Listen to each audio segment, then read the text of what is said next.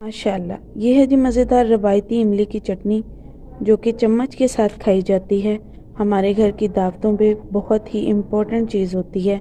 Different किस्म के खाने बने जाते हैं तो उसके बाद ये हाजमेदार चटनी बहुत ही मज़ेदार लगती है और चम्मच के साथ बहुत ही मज़ा आता है इसका। ये चेक कीजिए माशाल्लाह कितनी ज़बरदस्त है चमकदार सी चटनी। मैं हूं जी समरा हाशमी। मेरा फेसबुक पेज है कुकिंग विद पीस के नाम से, फेसबुक ग्रुप भी कुकिंग विद पीस के नाम से है, आप ज्वाइन कर सकते हैं।